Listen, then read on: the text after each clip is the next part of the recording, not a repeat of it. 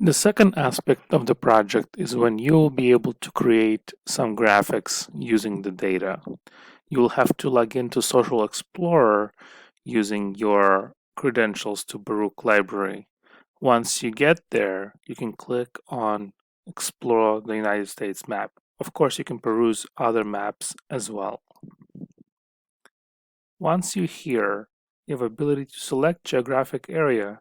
For example, we're going to focus on Staten Island. You can just use your mouse to zoom in to particular geographic location. Following that, on the left-hand side, you can change your data selection. For example, we're going to focus on race. You can also scroll through the data years to particularly select area that you're of interest. For the purpose of this exercise, we're going to look at 2010 and 2019, or you can select year 2000 and 2010. So let's, for example, focus on the Black and African American folks that live on Staten Island. That gives us gradation of density of population of particular race. What you can do is select a different type of representation using different shape or color if you prefer. You can make a change to a particular county or track. We're going to use the track for this purpose.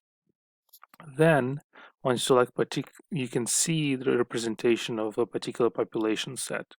Then on the right-hand side, you can click on Change Map View, and you can select side by side.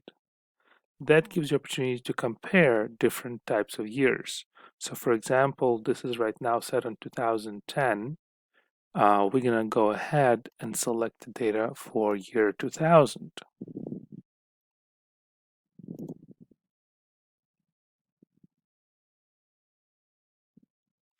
You will notice the data slightly changed, and when we move things around, you will be able to see the differences. For example, it tells us specifically that this particular geographic location has 2.5% population that were black in 2008. In 2010, it increased to 10%, and therefore you see a change of color. Once you're happy with your selection, you can download the image by exporting it. Click on the top right, export as image,